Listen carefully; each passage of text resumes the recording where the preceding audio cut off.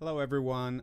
One second, I believe my camera just froze. Our apologies for late live stream. We had quite a few technical difficulties today, so we're gonna we just did a live stream on Facebook where we went through some of the stuff, but we're gonna talk through everything one more time again. Let me just quickly fix the camera, and we'll be back with everyone. Of all of you in just a few minutes. Thank you very much for accommodating our schedules, and again, apologies for the delay. It's recently it seems like it's been a common theme, technical issues. So we'll try and get those eliminated in just a second. Thank you.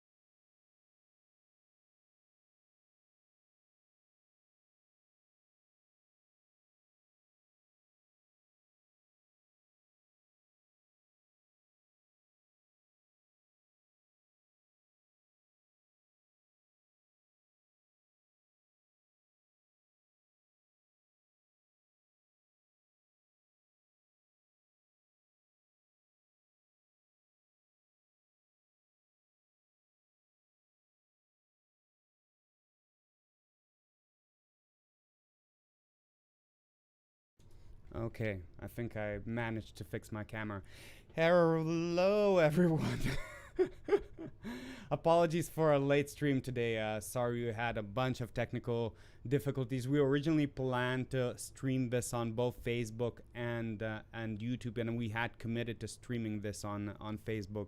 So unfortunately, I just realized we could not stream on both platforms. But as I promised, this is going to be a little makeup stream, just because we had the scheduled and promised you an analysis of TMEA. So this is going to be an extended version where we're going to cover all three etudes as well as answer the questions that we received from some of the Patreons, and as well as answer your questions live. For everyone who's tuning in, if you like your question answered, please do us a solid and when asking or leaving your question in the chat box, leave as many question marks as possible. Well, don't make an overkill, but just leave 3 or 4 question marks. That will be easier for me to indicate that the question is being asked. For those who are new, never seen one of our podcasts, my name is Algirdas Matonizz, also known as Matonizz, and this is my co-host, Michael Dingfelder. And today is going to be a 13th episode of our live chat. We're going to cover the program for the TMEA, so free etudes. And that's why we're having so many issues today. It's the 13th one. That 13 is like an evil number. I need to. We've been having a lot of technical issues recently, but it turns out that running these live streams are not as simple as it might appear. So, but that being said, we've got Brazil. Hello, Brazil. Hi, Brazil. First, I also see Ellen there in the chat. I don't normally get a chance to see the chat, but it's on. I can see what Al's screen is right now, so I see that Ellen is in there. Hi, Ellen. Okay, so as we're waiting for a couple more people to tune in, please do us a solid and give this video a thumbs up. Subscribe if you haven't already. Share this video with your friends. That would help us a lot. Again, we're going to be running a little quiz later on. For those who just watched the stream on Facebook, this was a narrow. Facebook had a narrowed down version of the stream where we broke down 2 the etudes briefly. We had to fit into 30-minute mark, but in this one we're gonna cover all 3 etudes. So yeah, anything else, Mike? You had we didn't have a chance to have a break at all. You wanna say something? Oh yeah, I'm full of energy. I had my one snack already, and then you made me get another snack, so we're doing a double stream. I have a double snack. I'm double happy. Okay, so for those who watch the Facebook and anticipate it's gonna be the same snack, womp womp, Wow. Okay, we got a different snack. Okay, we're seeing some people from Germany. We're seeing some people from United States. Okay, that being said, we're gonna be breaking down some of the etudes. We recorded all three for euphonium just recently. The video is out on YouTube. You can all listen to that. And we're gonna give a little summary and an analysis of what has been happening with all those etudes. Please give us a thumbs up if the sound is coming through fine. I saw a little bit of lag in one of the videos, but it seems like it's gone and we're back to normal. So please give us a thumbs up if the sound quality is fine. That would be very much appreciated. That being said, we're gonna move on to the first etude, which is going to be the E minor maestoso by Gotti. So, and we're gonna read through the requirements from official TMEA website, which is actually, as we're reading through, those were very, very good suggestions. Ooh, I'm seeing this. Sorry, let me just get this out. Okay. I was seeing a lot of good suggestions in those performance guides. So this is E minor maestoso by Gotti. The suggested tempo is 88 to 108 beats per half note, and TMEA is requiring to play this with the repeat. So the performances guide is: this etude puts a student's dynamic range on display, as well as the ability to switch suddenly between dynamic extremes, precise and snappy dotted rhythms, in contrast to long and even quarter note triplets, is another crucial element. It is important to keep a consistent tempo throughout the etude, so the performer will need to give careful consideration to the opening tempo, since the opening feels much slower than the scherzando con grazia section and other parts with 8-note triplets. The 8-note triplets presents a challenge in terms of achieving a clean, crisp quality and also getting good center pitch and tone on each note. It is helpful to think of planting the first note off the triplets solidly, and this is essentially important in establishing the changes in tonality between E major and E minor, and also to blow through the triplet with energized air in order to dig out the middle note. It is especially helpful to think of the energy of the air at the very soft dynamics. Single tonguing the triplet should be possible throughout the recommended tempo range, although triple tonguing may be an easier option for some at the upper end of the tempo range. Finally, the descending lines with dotted rhythms in measures 45 to 44 to 45, 48 to 49, and 56 to 57 are a special challenge, requiring the performer to blow through the lines with good connections while being snappy and precise with fingers. So this year, I'm much more of a fan of the performance guide than I was last year. And I did not think the performance guide was bad or anything like that last year. It was just very broad. This is very, very specific. And for those who know me, that and my teaching style, I like to be very, very, very specific. And for some people, I feel like giving broad terms and broad ideas and broad suggestions work better. But from my personal experience, vast majority of people benefit way more from a very specific direction guide. So I think this is an excellent guide. And with that being said, let's play through our recordings. And there's a little story behind that. On Sunday, I called Mike and basically said, hey, can you record this etude on Monday? So we basically recorded all the etudes within one day.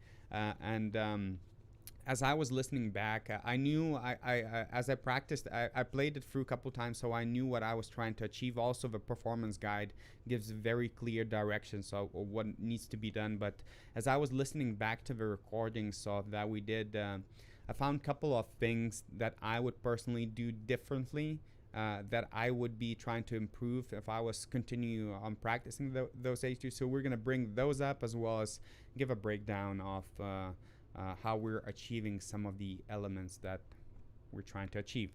So that being said, let's have a look at this. So you'll be able to find the concert pitch bass clef on the left side and treble B flat on the right side for my European viewers. And without any further ado, let's have a listen to Gotti's E minor maestoso, which was recorded by yours truly.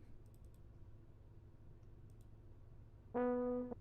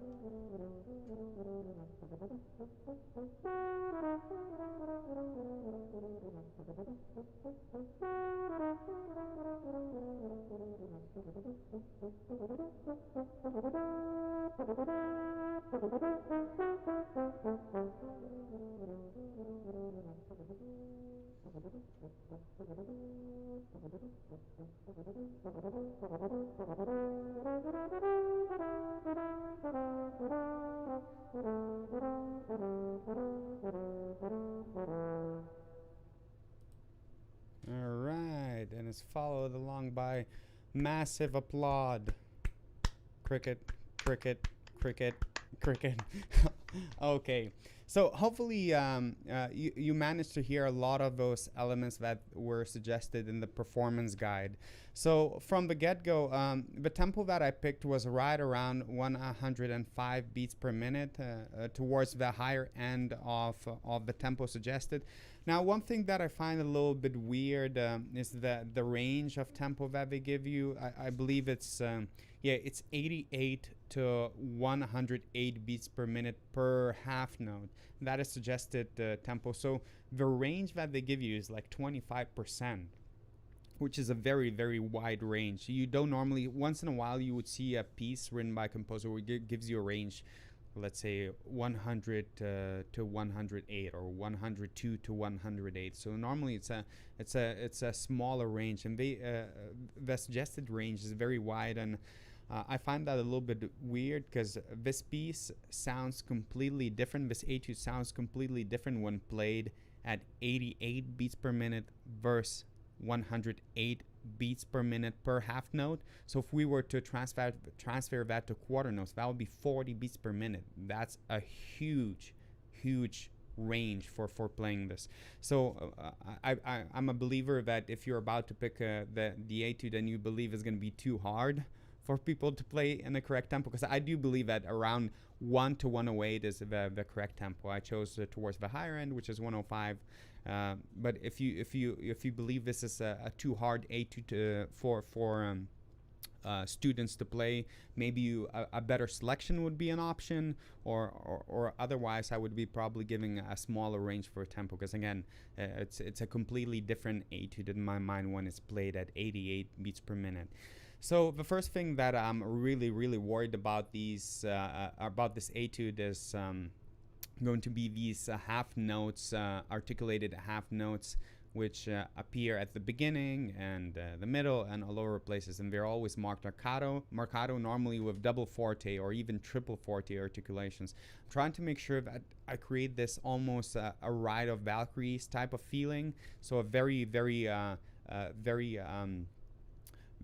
strong, very dramatic entry, and I'm maintaining the length of the note. So it's very easy. And when I was practicing, I've noticed that it's easy to fall into trap of just doing down, down, down rather than down, down, down. I'm really trying to create these bell type of sounds with a full length while clear front of a note.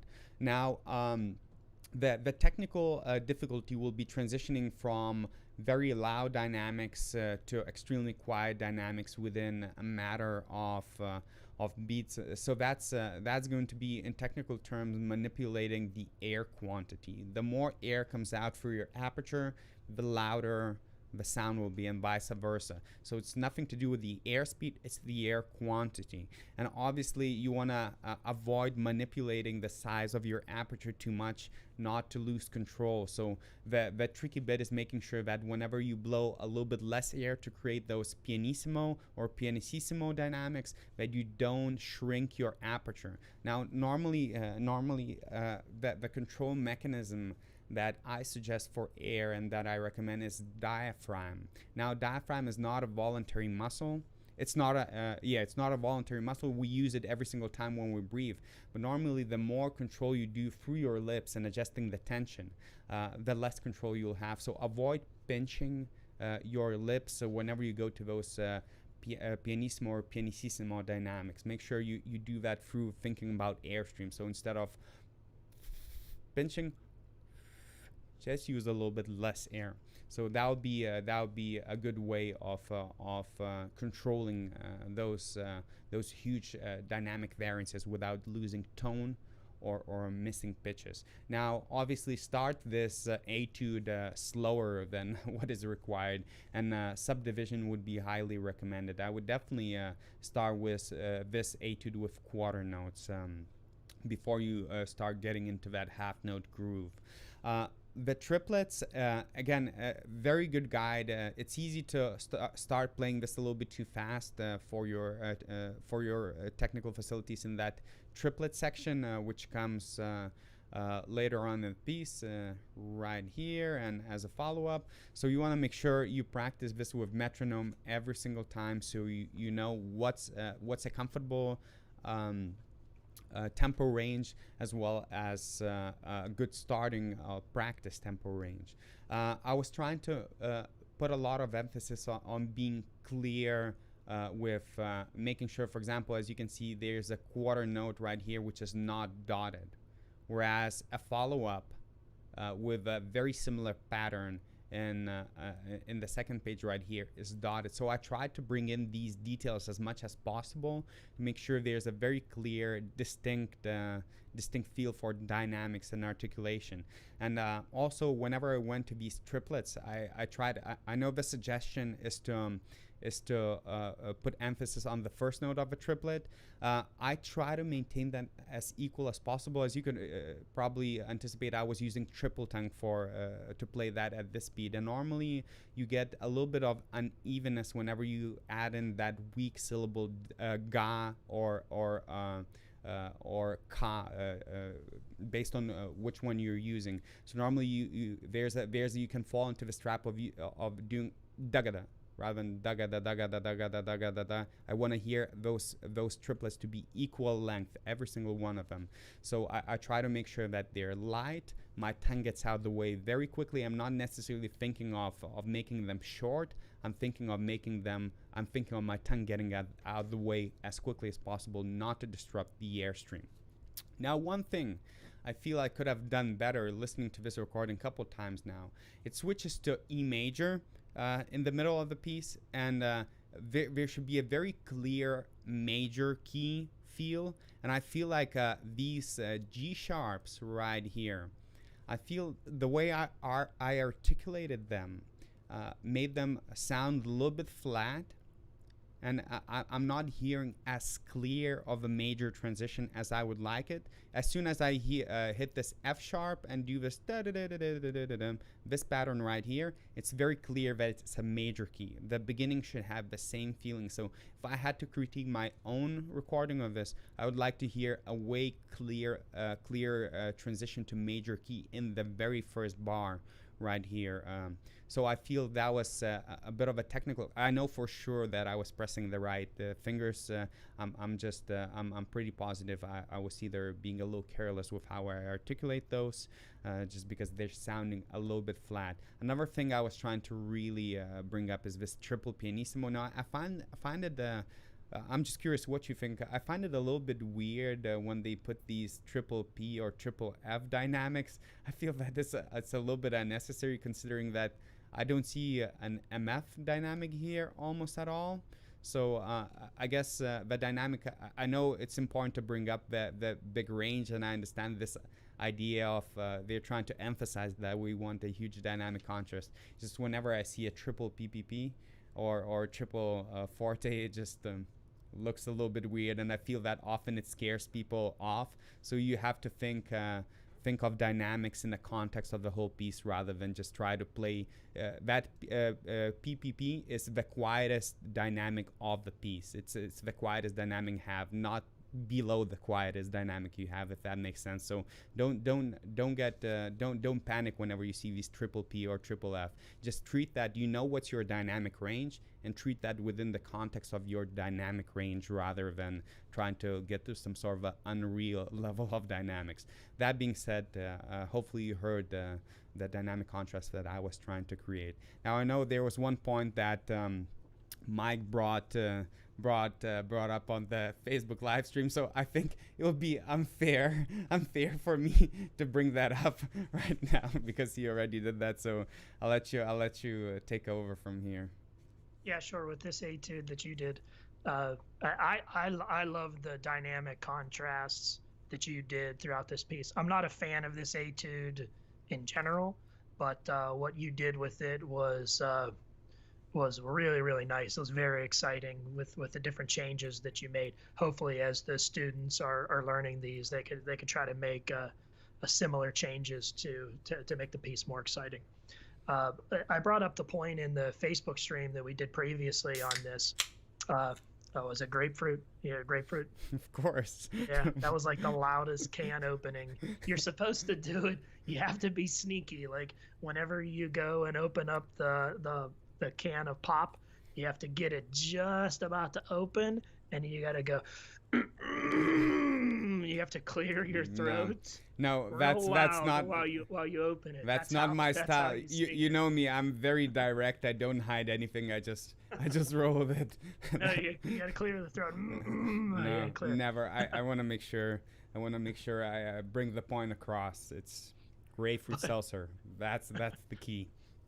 But in the piece of music, what I mentioned in the other stream was be careful of your dotted sounds, especially the double dotted quarter notes that are in there. It's real easy to play an incorrect amount of beats for those sounds. So really analyze mathematically how many beats all those need to be, and make sure as you're working on them with a metronome that you're sort of breaking those down and subdividing them and making sure that you're playing those beats with the correct length. There's a lot that could go wrong note length wise when you're dealing with dotted sounds, let alone double dotted sounds. So just briefly, that was my. And here's a question for you. So you mentioned analyze. Would you mind sharing how would you analyze that? So you see a dotted quarter note, double dotted quarter note, followed up by a 16th note. So how would you analyze that? How would you go about that? So you would see the quarter note there, which if I boil it down to thinking of it in a common time or in like a 4/4 time, so I would think of it as the quarter note being one beat, the dot adding on a half of that beat, and then the additional dot adding on a half of that half, so an additional quarter. So it'd be 1 3/4 of a beat. And then you see the other 16th note that, as I look down at the music, yes, you see the other 16th note within this pattern, and then that has to be separated from it. So since you're dealing with, in how my mind would think about it, I would be dealing with 16th notes in this scenario that I'm thinking of right here. So I'd be thinking of 16th notes. So my subdivision would be thinking about that. I would be thinking 1 E and 2 E and then that is going to come at the end. That is going to be that 16th note by itself. So mathematically, I would think about how many beats worth it is, and then I would use the subdivision to break it down. Anytime you have any dotted sound, you should always be subdividing that. You should always be breaking it down to most of the time the next level. Like even if you have a dotted half note, you even subdivide a dotted half note. When you go to play a dotted half note and you want to play 3 beats, if we're in 4/4 time, for example, when you have a dotted half note and you play that dotted half note, you're not going to think 3 beats. No, you're not going to think that. You're going to subdivide it 1, 2, 3, and that is subdivision right there. If you have a dotted quarter notes, you're going to break it down to the 1/8 note subdivision, because it's going to be 3 1/8 notes that make up that dotted quarter. If you have a dotted eighth note, you're going to be subdividing it down to the 16th note level. You should always be subdividing when you have dotted patterns. Does that make any sense? Yeah, and look, the tricky bit. So listen to this one more time. So here's the tempo. 1 2 1 2. That's a quarter note. 1 2 3 4 1 2 3 4. Ta. So when you get to the full tempo, subdividing here, a 16 note would be daga daga daga daga daga daga daga. So by the time you reach the full tempo, this is not exactly necessarily the best time to subdivide. At this point, you want to have more of an instinctual place of it. I would really pay attention, especially to subdivision, whenever you start this. So the very first couple takes, when you're practicing that very slow, you log down that pattern. Dun da-dun da-dun da-dun da-dun. So by the time sorry to jump in here too, even the most simplest way you could even say this too, if you're feeling it in 2 like it is, you don't even have to think in that level of detail that I mentioned, but even just thinking it as a 1 beat and 2 beats, you could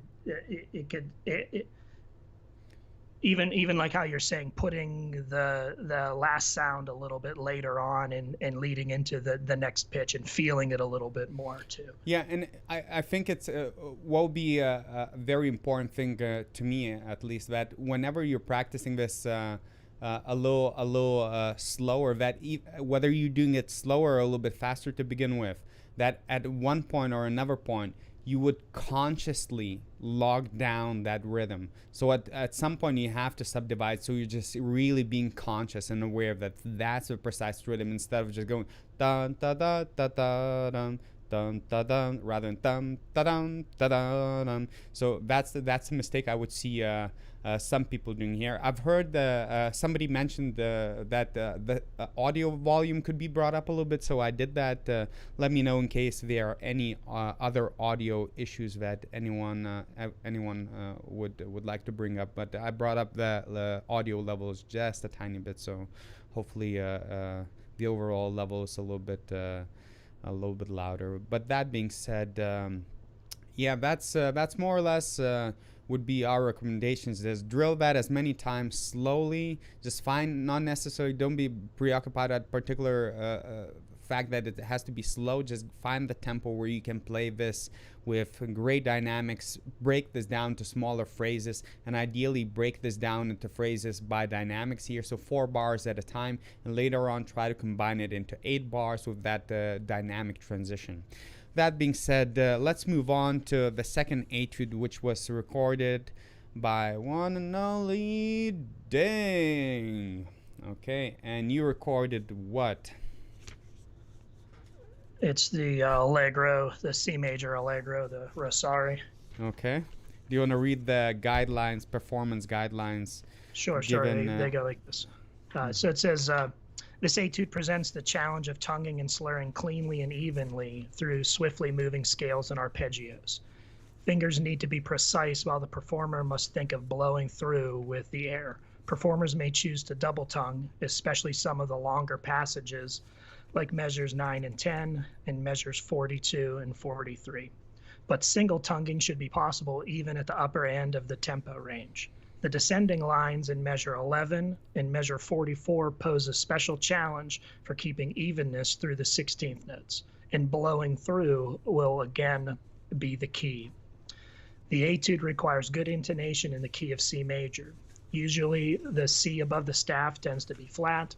The G's both in the staff and above the staff tend to be sharp, with third valve as a useful alternate fingering. In the C in the staff, may sometimes be flat on a 4-valve instrument and always very sharp on a 3-valve instrument. Okay, and the suggested tempo range for this one is 92 to 120 beats per minute. And again, it's a very wide range, and I just find these, I really see the logic in the performance guide. It's carefully thought through. I just cannot really understand the whole logic between these random tempo ranges. Because if you look per quarter note, the previous Etude had 40 beats per quarter note range. This one has 28. It's 28. I'm just curious. I would be curious to ask whoever picked these tempo ranges. What was the why specifically these ranges? I just find. Do you have any idea for why would that be? Because and is it me, or do you find these wide ranges a little bit awkward? Oh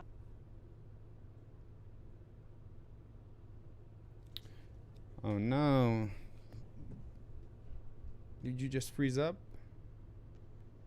Oh, you unfroze. It looks like I did, but yeah, I think we're okay. Okay, we're good. Okay. Do you want to just say whatever you just about to say? Sure.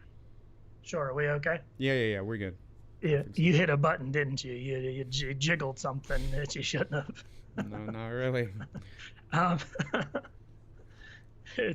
telling you, it's our 13th stream. It's bad luck. We're on a bad luck stream here today.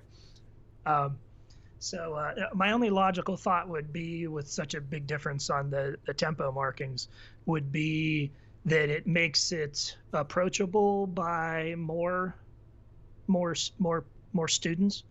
For example, if you had the certain pieces, such a narrow tempo range, especially on like the high side or the fast side, then it might alienate a handful of people from wanting to participate. So my thought is maybe they just make it kind of broad, and those students who feel like that they could push it at the upper ranges, then I don't know if they'll give them a special treatment because it was faster or not. I'm not sure about that, but my hunch would be just to make it available and an option for more players.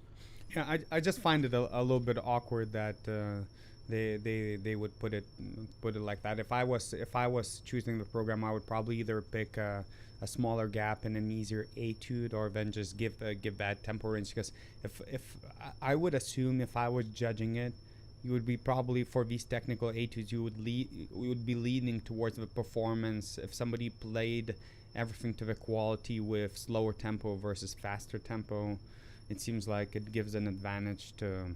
It does not seem that this tempo was given just for a small musical interpretation margin. It seems like it's given for technical facilities, which I find it a little bit awkward for competition. But that being said, let's hear your recording of Rosari's Allegro Giusto. Where is it? Oh, here we go.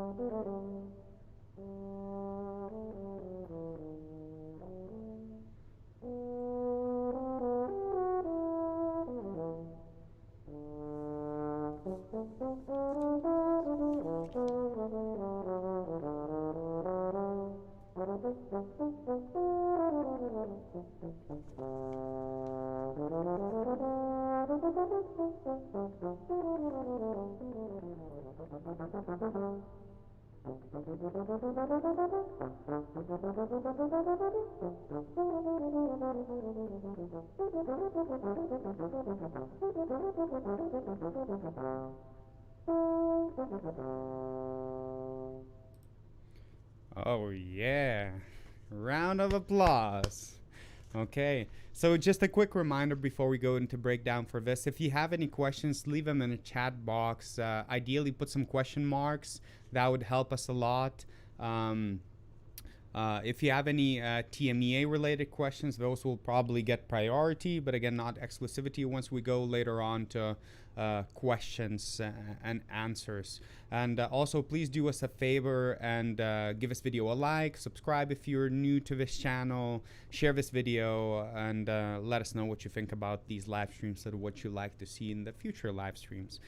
One thing before I let you break this down, one thing I really like about your playing and this etude, and unlike that Gotti thing where it's when you're listening, it's all about creating that dramatic and always on your finger toes type of feeling. You always want to have a very very intense listening session for your audience. You wanna keep them on their fingertips, always listening. When I hear this, I wanna, even though it's fast, there's a lot of articulated. I feel like I almost want to relax, sit down, and not hear anything out of the ordinary or difficult. It's all about, for me, making this etude sound as simple as possible, even though there's a lot of fast notes. So I feel like you did a really good job. And I know two sections that I like the best from your playing, and I let me go to, oh, here we are, is this bar right here, which is bar 4.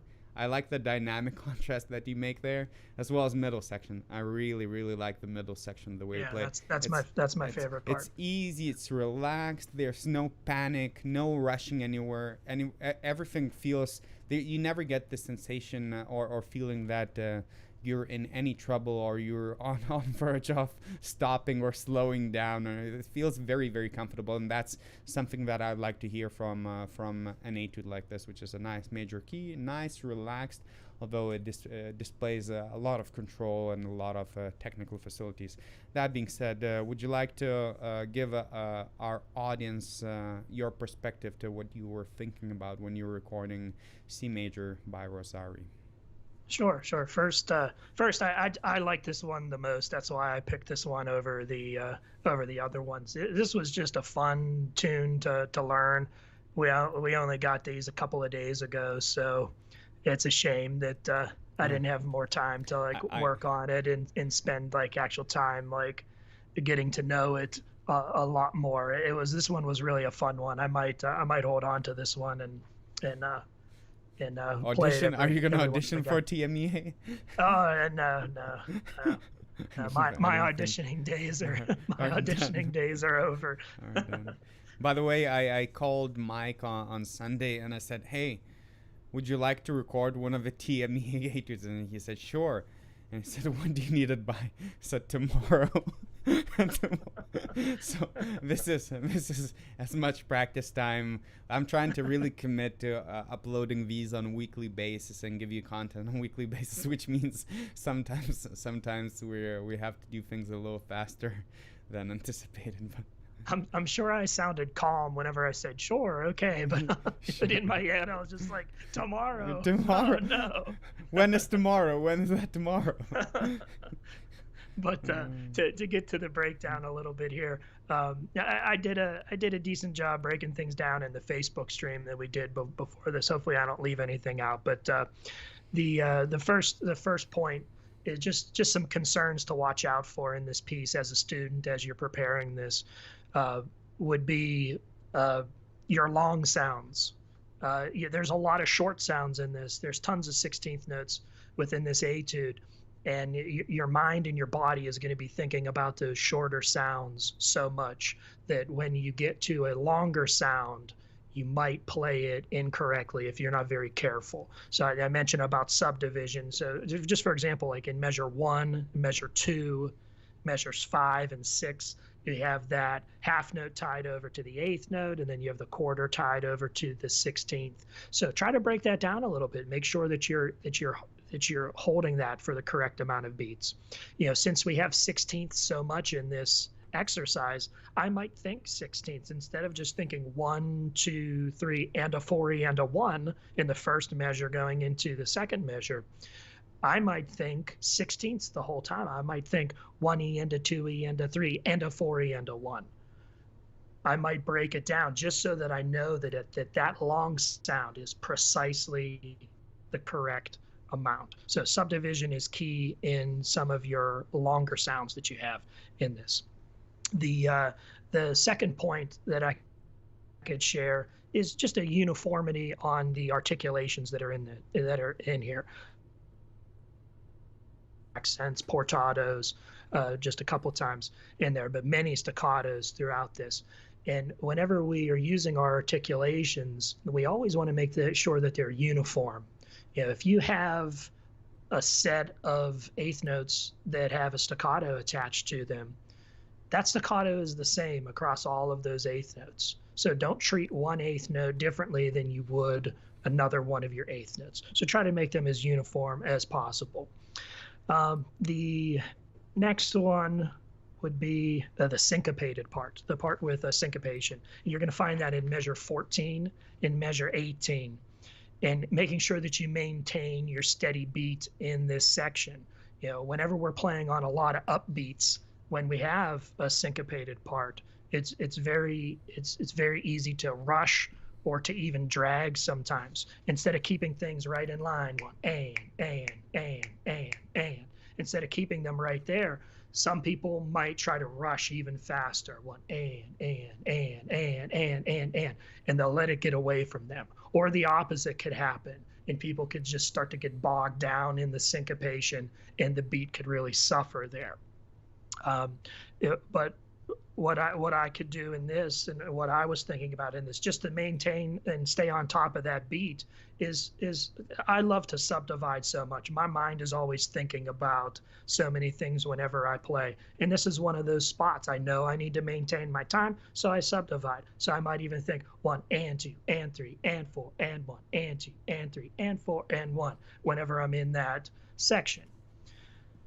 So try to break it down along those lines. And especially in this subdivided section, give a little bit of extra weight to those quarter notes. I really just like to just flow across them. One, and. Okay? Really give some weight and some meat to the length of those quarter notes. You can sometimes want to play them shorter as well when you have a lot of syncopation in a row, but really just give it its full beat. Full beats worth there. I know your favorite bars are number 12 and 13. 12 and 13. I'll talk about that. I'll talk about that in just 1 second. Yeah, not my favorite bars. But one other thing before that, this piece is set up where it has like a scale-wise and arpeggio section that's in the beginning and the end that mimic each other, but the middle section of this piece, around measure 20 leading into measure 21, and as it goes to 36, and as you lead out of it in measure 37 and into 38.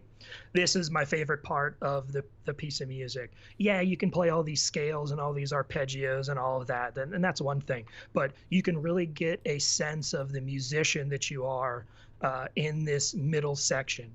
You can really have an opportunity, because of the longer sounds, to be as expressive as you can.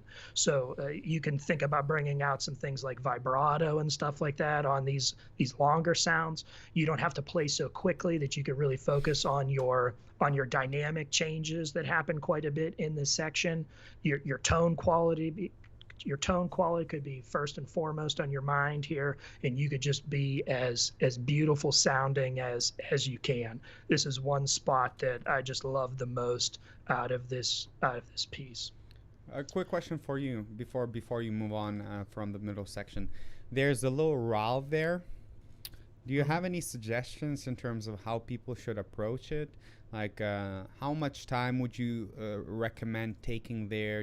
What do you think is musically appropriate? Would you try to really emphasize it, or just kind of keep it as?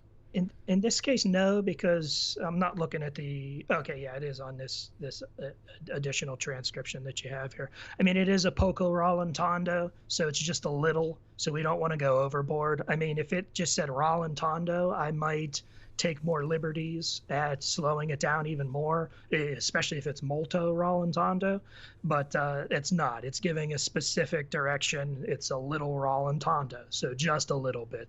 A little bit will do, and that's and don't get me wrong, I love a good old rallentando. I just want to hold on to it.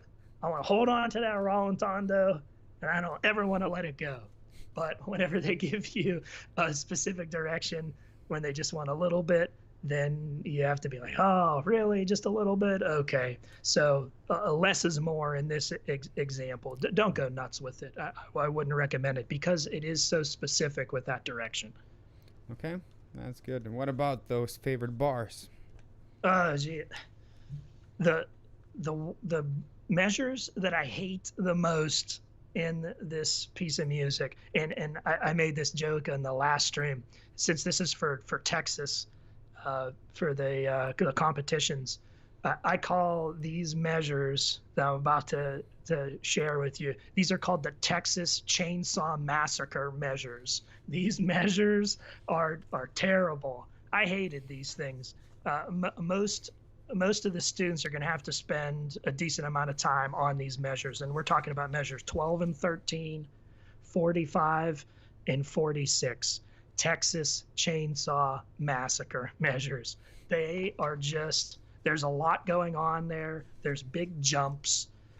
There's a lot of different articulations with slurs and tongues going on there. When I got this etude a couple of days ago, and I first started and I was playing through it the first time, I was whizzing through it. I was just playing, not a care in the world. And then those measures came up, and I was like, oh, geez, I might have to spend a little bit of time with this. And then I played a lot more of the piece, and it just fell into place, and things were feeling real good. And then by the time I got to the very end, I was like, really? I have to go back and work on 4 measures in this? I couldn't just be able to do all of it. So it was kind of a bummer for me, because it would have been nice to just play through a piece of music and not have to put too much time to it. But let me give some suggestions on this here too, with for some of the students that are learning this. This is the approach that I take. This is the approach that I work on with my students, and I do the same thing that I tell my students to do. I have a technique that I call it building. So if we think of the first measure where this happens, and that's going to be in measure 12. So, but you can see it in the other measures that are similar. But let's just take a look at measure 12 right here. In measure 12, I do this technique. It's called building. To play measure 12 and just play it the very first time and play it all the way through at the tempo that you need to do it, it's going to be very challenging to do. And I even had a struggle on it. So what I like to do is I like to stop and I like to break things down into smaller groupings. And then I like to add and build sounds to it to make it easier. You're not going to get better at something if you just keep practicing it over and over and over and over the same way, unless you're changing something with it and making it simpler and then make it more challenging. And I always find more success that way than I do just over and over again the same thing. But how I would approach this is I would take the very first beat's worth of sounds, that's that 8th note and 2/16, and then for these other groups of 4/16 notes, we see 3 groupings of 4/16 notes that follow that in the measure. I would just play the first 16th of each one of those groups of 4. So I would change that pattern. Instead of 1 and a 2 and a 3 and a 4 and a, I would change it like this. I would go 1 and a 2, 3, 4. And I would just do that over and over again at a slower speed. And then once I felt comfortable where things needed to be, I would start to move up the speed of the metronome to the faster speeds until I had it where I wanted it to go. Then I would add and I would build and add another one of those sounds onto it. So in those groupings of 4/16 notes, I would do the 3rd 16th of each grouping and add it on with it. So it would change it to 1 and a 2 and 3 and 4 and 1 into the next measure. And then once I felt good about that, I would add that second 16th note of the grouping. And it would change it to 1 and a 2 E and 3 E and 4 E and 1. And then once I felt comfortable, slowed it down, made it faster, I would go and I would add that last 16th, the of each one of the groupings. And then hopefully by this time you've trained yourself to know exactly where your fingers need to go and all of that thing. And it starts to get to more of a muscle memory. But it's so important to break it down to something easier and then add things to it. And you could do it in many different ways. You don't even have to do it in the same way that I did. You can take those groups of 16ths and you can pick them apart in different ways and do other orders if you like to. It just makes the most sense to me in that fashion right there. Texas Chainsaw Massacre measures. Watch out for those ones. They're tough. Now, talking about those 4 measures, just two little things that I would like to add that I think some of you might find useful when practicing this is those slurred groups, because you have da da da da da da da da da da da. From a technical standpoint, I would really, I know you always, our natural instinct is to always worry about the high note.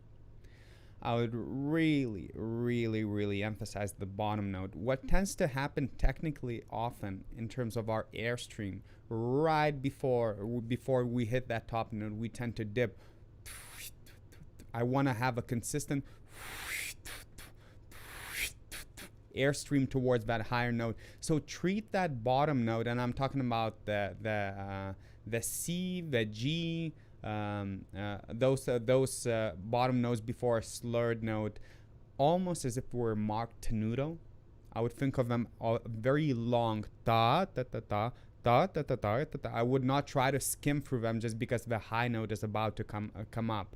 And also there would be a good idea to potentially use some alternative fingering for those. So for example, to that transition from C to G, I would potentially consider using 1 to 3 rather 1 to 1 2. That could be one of the options. For that G to F, potentially use 3 to 1 as well. That could be an option. So just play around with some of the alternative fingerings. You might find that the centering is a little bit better on some different combinations, and as well as your fingers might be a little bit more coordinated when it varies from first to third finger. That's just something you might like to try. But other than that, I feel like that was a pretty complete breakdown of this etude. So the last etude that we're gonna go, which we didn't make to on Facebook stream, is going to be a C minor Andante by Bohm, and this is a nice slow etude, and this one I personally find it to be the hardest to fulfill musically. It's not necessarily hard fingering wise and all that stuff, but it has these weird intervals where not only they present centering issues, but as well as intonation problems. As you'll hear in a moment, I was really paying attention. The first couple of times I recorded, some of those bottom notes were not as in tune as I'd like them to be. So I did a couple of takes in order to get it to the standard I like it to sound. But basically the performance guide is giving you the tempo between 64 to 76 beats per quarter note. Now that looks like a way more reasonable tempo range. When I say more closer tempo range, that's what I normally think of. Even narrow, 70 to 76. I think I ended up being right around the 70 mark, somewhere around there. And performance guide says centering pitches between large intervallic leaps is a crucial element of this etude. The section from measure 9 through measure 16 is especially tricky in this regard, and the performer must be accurate in hearing the pitches mentally in order not to accidentally interchange first valve C's and E flats, or first and second valve G's, D's, and B naturals, a very easy trap to fall into. Throughout the same section, it is important to pay attention to the tenuto versus staccato markings. The etude provides an opportunity not to only show accuracy in pitches and note markings, but even more importantly, a singing, expressive, and dramatic character. Alternative fingerings will come in handy with the trills in measure 27 using first and second valve for Ds, and measure 29 using third valve for Gs. Okay, so just before I play the recording for you, there's just a quick heads up of what I was trying to achieve throughout this etude. So obviously I wanted a very long, straight sounding quarter notes. I was using no vibrato at the beginning. That was the idea. I wanted to hear a straight sound. Now this sounds to me, the feeling that I got is it sounds like a string etude. It sounds like an etude written for string instruments, at least the way I imagined it. So I'm looking for those very normally string players, they don't have gaps in their tenutos. That's what I was trying to achieve, and it's very easy to fall into trap of moving your tongue too slow when you try to play tenutos. In fact, you have to move your tongue out of the way very, very quickly. So don't necessarily be too gentle with the front of a note.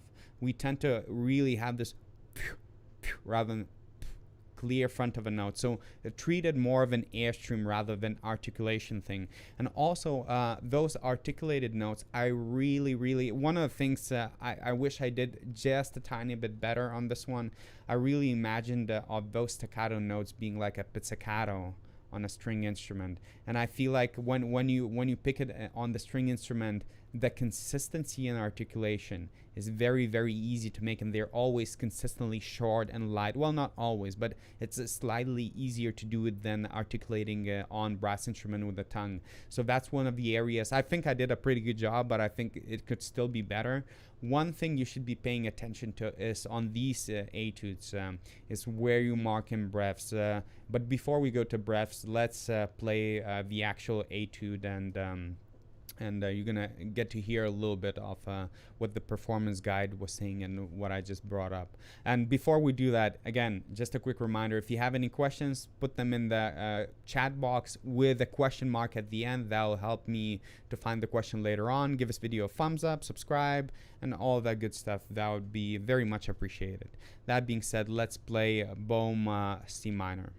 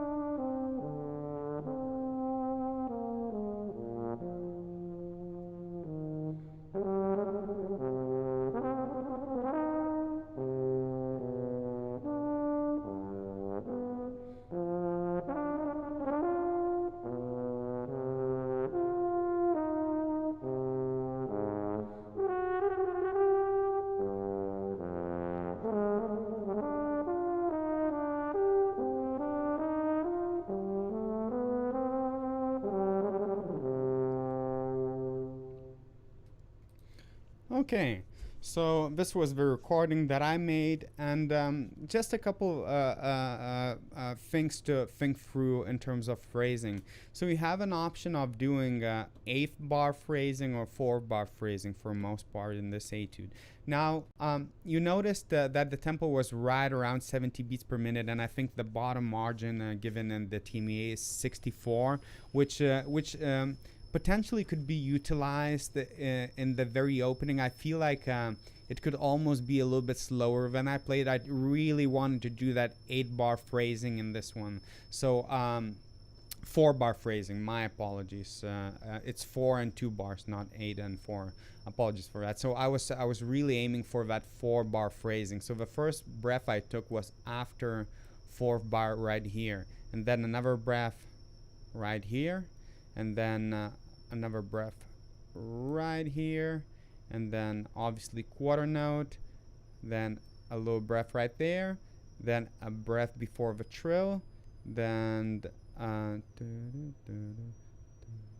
I believe another breath before there. I might be, let me re-listen to that.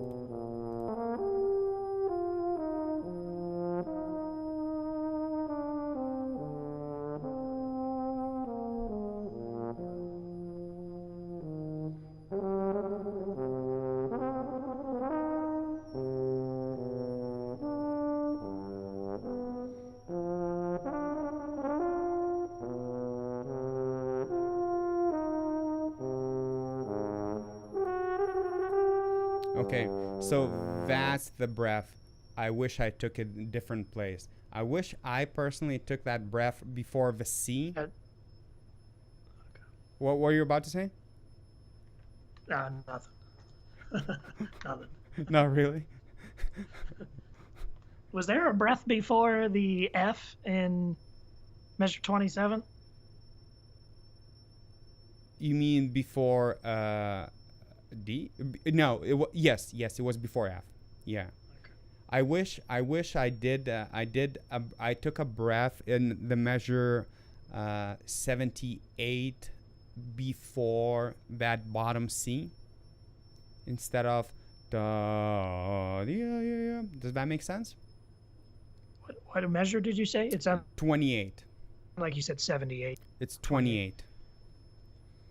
Before C. That's one of the areas I wish I did a slightly different breathing, at least in that particular spot. I feel that it lost some of the intensity before that trill that I did. So that's something you could potentially experiment a little bit, whether you're going to be breathing before last quarter note off the 4th bar in the phrase or right at the spot after the fourth bar. Another thing that I did, I wish I did slightly different on this one. I felt that in order for me to create a little bit more of an intense feeling whenever those trills started, I started moving with tempo. I wish I did actually back off and slow down a little bit, took more time with some of those trills and rather try to create that dramatic feeling through trills and dynamics and vibrato rather than trying to move the tempo. So I feel like I could have scaled down a couple beats as soon as those trills in bar 24 started. So those would be like a little observations if I had to re-record that, what I would do. But other than that, one of the most important things is going to be centering here. So when you take your breath, you want to pay attention to how you breathe. You don't want to lose too much connection with your mouthpiece, especially in those quarter notes long. You want to make sure that you breathe. You open up your mouth with enough space for your air to come in, but you're not losing too much centering. So I would approach breathing a little bit more like a horn player here. I would try to breathe through the corners just to make sure I maintain that centering and just keep my inhale nice and slow and controlled. I'm thinking of very warm, slow, dark inhale. Outside of that, trills, you want to, it's written, those grace notes give you it's normally when you get etudes and you get a trill, normally they don't put a grace note. This is the shape of a trill should be something well, at least not necessarily should be, but that's something we get presented as more of a figure out yourself which correct trill is this. This gives you an that grace note shapes your trill in a very specific way. So it gives you a clear direction of how the trill is supposed to sound. So it's supposed to be yeah, yeah, yeah, yeah. That's what I'm always thinking. You don't want to do it yeah, yeah, yeah, yeah, yeah, because that grace note indicates that there's a specific intention about all those trills. So breathing, trills, articulation in the middle section. I'm trying to create a very string-like sensation. Anything you'd like to add? This piece of music is just so sad. But I liked your approach with it. I thought the exact same thing of whenever I heard this one. You didn't even talk to me about it, but I heard your recording of it, and it sounded very string-like. It's funny that you mentioned that, because that was the very first thing that I noticed whenever I listened to this. So it's interesting that you brought that across to the listener. You didn't even mention that to me. That was very good. This is hard. The intervals are just killer in this one. As you have this section, just be careful as you get around measures 9, really doing the difference between those lighter separation with the staccatos and the fullness of the tenutos that are there. It's tough to make those changes. Just be very careful in this section. Lighten up those staccatos for sure. Okay. Well, with that being said, I feel like your energy levels are dropping a little bit. I can hear it in your voice that your energy. I'm actually getting a little bit tired, but I think it's. Is it time? I think it's time dinner for. Time yet?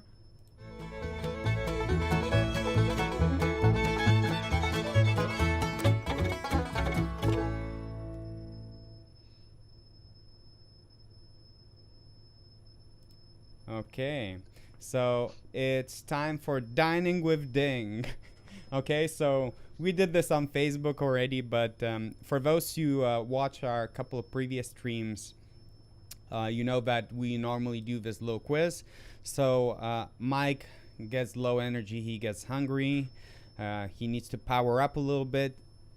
Here's the deal: the first person to guess correctly what he's going to be eating today receives a free copy of my scale curriculum. So Mike is going to give you a couple of hints, and let us know what you think he's about to eat in the chat below, and the first person to guess it correctly will get a free scale curriculum copy. Okay, so Mike, do you want to give a first hint?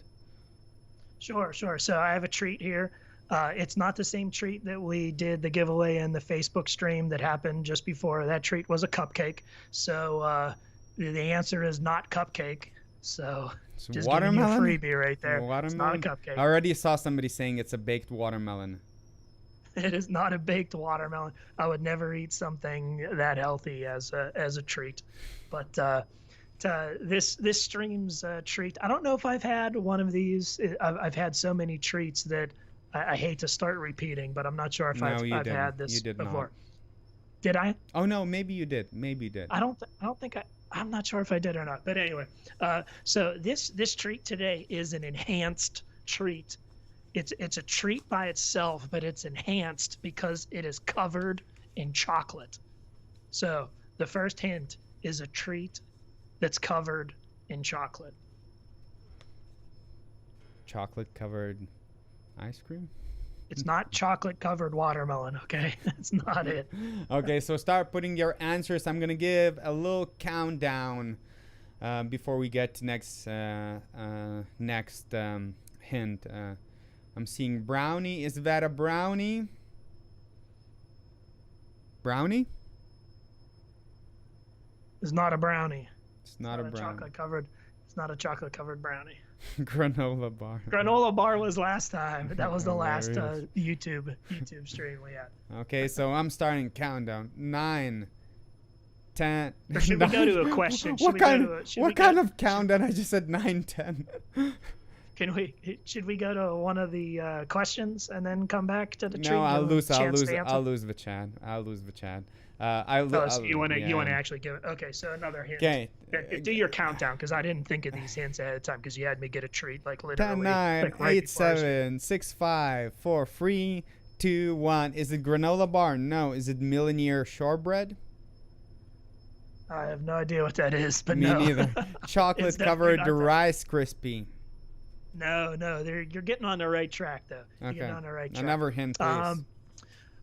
This treat, if you eat it by itself, not covered in chocolate, a lot of people tend to dip it into some milk. Cookies and cream Hershey. That is very close, but not the correct answer yet. Okay, so is it? I tend to. What do we tend to dip in the? Did you say we dip it in the water? For if some people with this treat, they like to twist it open. Oh, I think I see it. Okay, I'm seeing.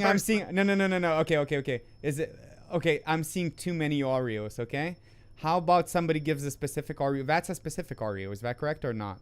Yeah, it looks like what is it? Amanda? Is Amanda the first one that said it? It says. It's Oreo. Oh, that's an actual Oreo. I didn't realize that. Yeah. There's no. Okay. Is Amanda the first one? Yeah. It's Amanda. Yeah. Oreo. Yeah. Okay. It is a chocolate covered Oreo.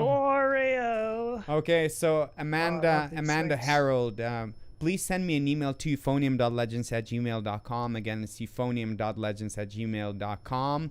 You'll find that email in the description box below as well, so double check it. Send me an email and I'll send you a copy of your prize, which is going to be the Scale Curriculum book. Again, congratulations to Amanda Harold. Please send me an email to euphonium.legends@gmail.com. With that being said, let's go to some of our questions from our Patreons. And the first question comes from Ellen, who I see live on the stream. Do you have a key signature you hate or you like, playing high notes more or the same repeating pattern? Maybe you could find a music performance to review that can answer some of these questions. Thank you for your time, Ellen. Okay, so favorite key hands down, E flat major. That's my favorite key. Give you a favorite key.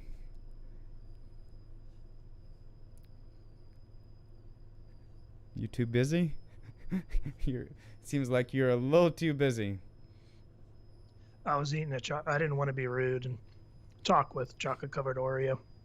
I have to eat this. I have to eat this quickly because it's all melting in my hands right now.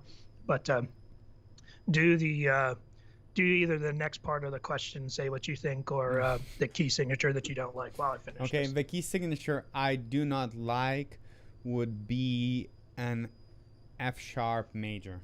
That would be one of the key signatures I do not like. That's not the one that I often see. From the more of a mainstream, you know what?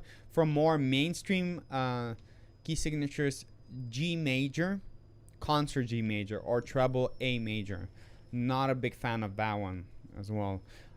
Playing high notes more or the same repeating pattern. Playing high notes more or the same repeating pattern. What do you hate more, the higher sounds or the repeating patterns? Not particularly a big hater on high notes. That's my moneymaker. That's what I that's what I do. Yeah. I guess it would repeating pattern would be, for those who've seen that that review on Polar Express where we did hot chocolate, that can get a little repetitive. So dun dun dun dun for like 10 minutes. I guess I would rather scream some hot chocolate. Okay. All right. I'm done with my treat. I want to answer this. This is crazy. Are we twins? We might be twins. I think we're twins. But E flat concert major, E flat major, is hands down my favorite key out of all of them.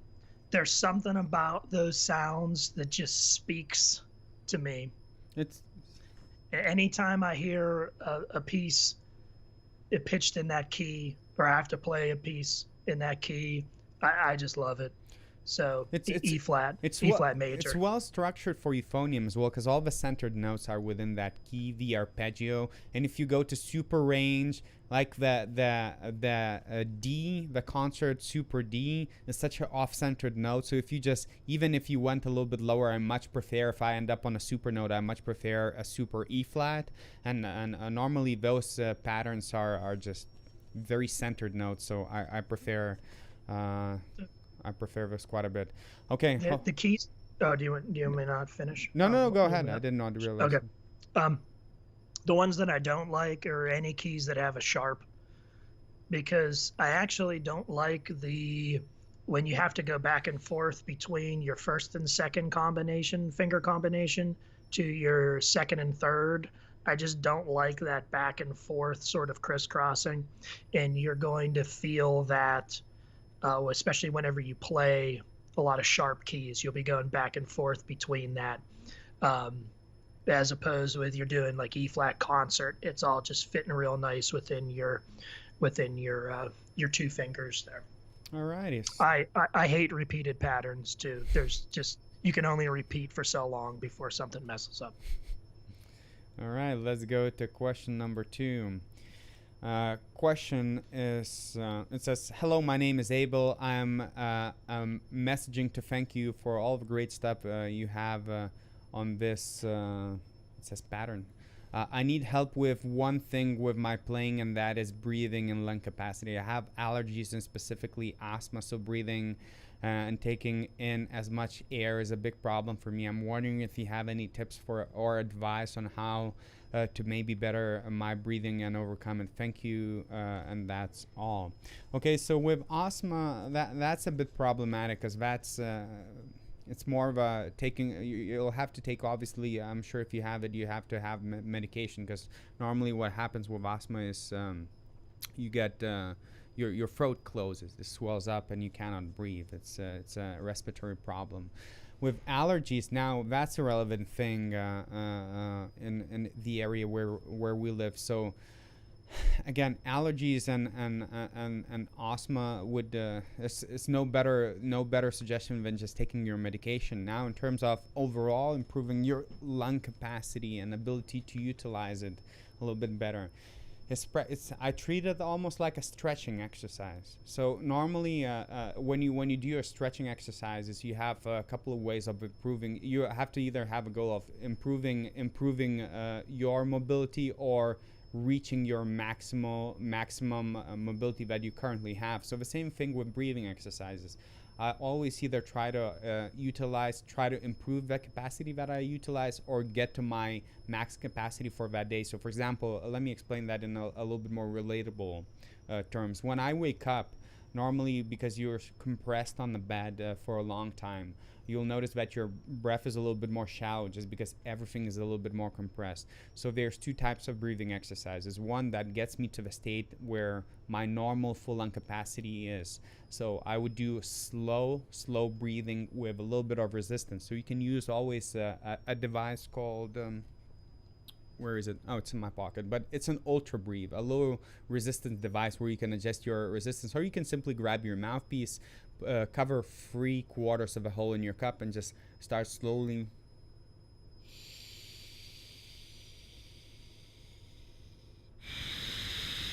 breathing through it. And you want to take the fullest breath possible, but you do that not by trying harder, but by slowing it down. So you want to avoid any tension, any cramps in your neck as you do it. You want to slow it down big time. So this will give you almost a low stretch-like sensation to help relax all the muscles, so you can reach your full capacity that is within the limits for that time being. Now, normally you want to improve your lung capacity, and it's one of the metrics that you can improve, and you're going to do that by utilizing longer counts for your inhale. So you want to do exercises that are 4 in, 4 out, 5 in, 5 out, 6 in, 6 out, and you always want to control that inhale speed. So for example, if I was to do the slowest inhale possible, how about a little challenge on stream live? So I'm gonna put my metronome at 60 beats per minute, and I haven't done any breathing exercises whatsoever. But if I was to really slow my breathing, this is as far as I could get this to go. So you should be hearing the metronome and listen to my breath.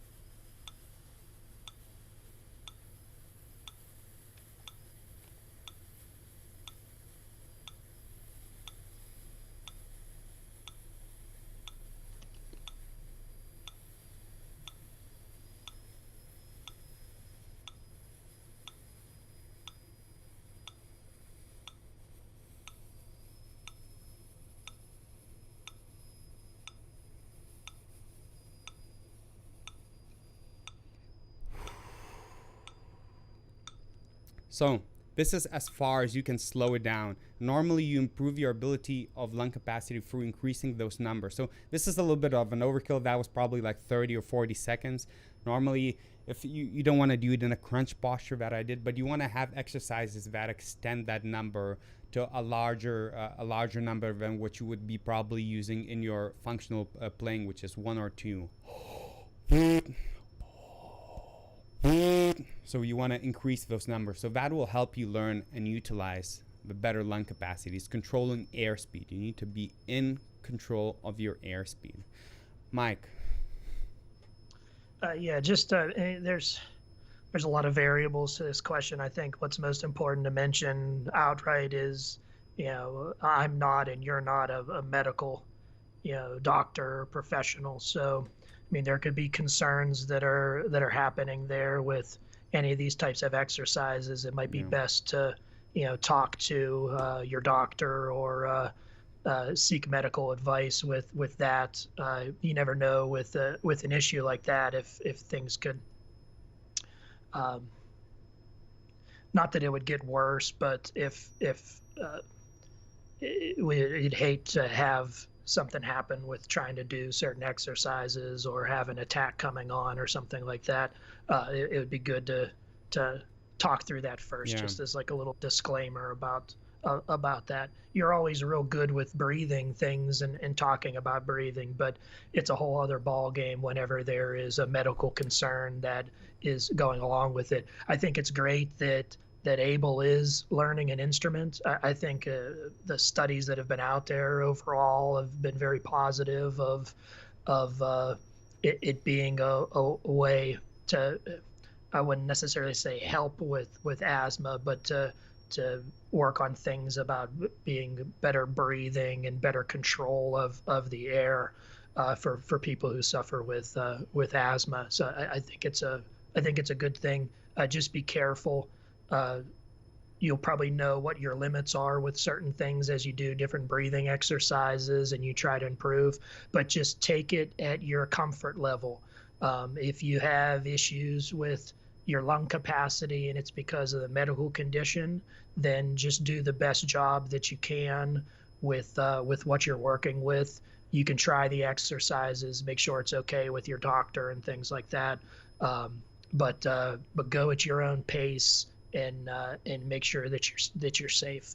Yeah, and as I mentioned, for asthma and allergies, there's no like real good solution outside of medication and taking appropriate medication, because obviously if you start getting an asthma attack, it's nothing relatable to breathing exercises. But for overall general capacity training, it usually comes down to controlling your airspeed, and it's almost like controlling your stretch. If you wanna improve your mobility, you'll want to do those stretches very slowly in a very controlled fashion. Same like breathing, you want to do it in a very controlled fashion. Again, don't necessarily try to breathe in for 40 and 40 out. I'm just giving you an example of how far you can eventually take it once you practice. It start at 4 in, 4 out, 5 in, 5 out, 6 in, 6 out. We've been doing this for like 2.5 hours now. I'm gonna pick a couple of questions and we're gonna have to wrap this up because we're running out of steam.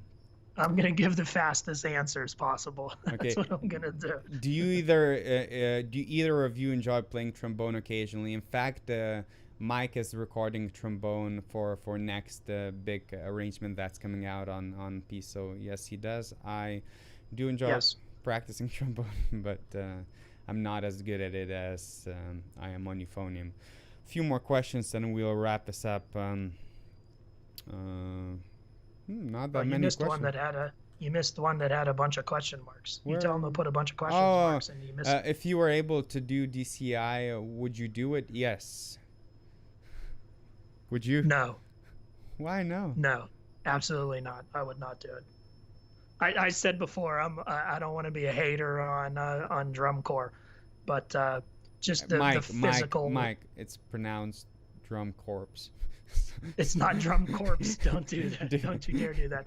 But I know I'm not going to hate on that because I know people really enjoy it, and it's a musical activity, and anything music activity is a very good thing. It's just. It's not my thing just because of the physical aspects of marching and all of that. I just prefer much more to sit in a chair, or stand and play. The last one comes from Ellen. Where did you get that picture? Which picture? You know which picture. Is it the candy picture or the candy box picture? Yeah.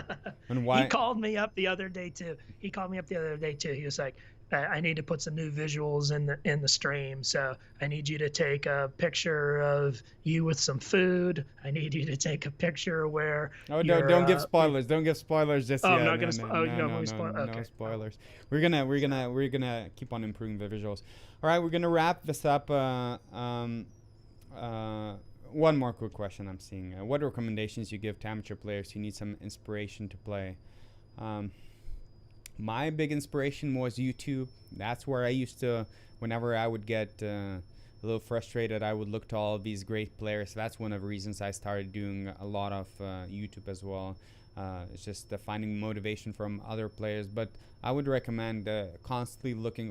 What motivates me always is knowing what I'm looking for, is the answers. It's knowing, not guessing, but knowing. That's my biggest motivator. For you, it might be slightly different. And I guess for everyone, it might be slightly different. But for me, it's figuring things out.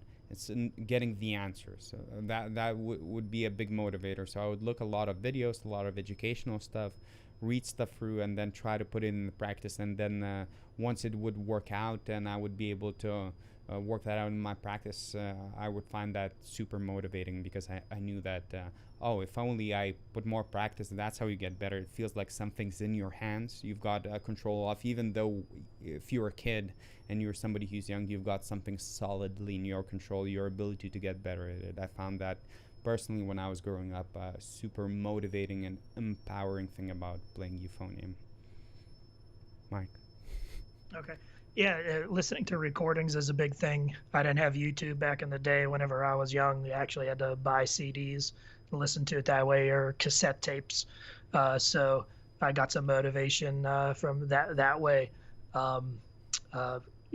Looking at some performances or live performances. Those were so motivating to me back whenever I was a young person, and actually watching River City Brass Band performances. I was invited to come and check out a couple of performances as a young person, and I was just blown away. And now I have the opportunity to take part in that ensemble. It gave me so much motivation. I know it's tough right now to watch live performances and things like that because a lot of things are shut down and all that, but that's something to keep in mind. Also, finding pieces of music, if you're an instrumentalist, finding pieces of music that really speak to you and you're excited about. That's a good thing. And also finding some music that's a challenge for you. Sometimes when you're faced with a challenge, and if you have a certain outlook where you want to try to face that challenge and accomplish those challenges, that could be motivational as well. So just off the top of my head, a couple quick things. Okay. Thank you very much, boys and girls, for joining us today live in our 13th episode. Apologies for being late. Apologies for all the technical issues. Hopefully we can eliminate them one day, but when you do things live, things happen. Thank you so much for watching. Have a great rest of the week, and we'll see you next week with some more live stuff. Take care, everyone.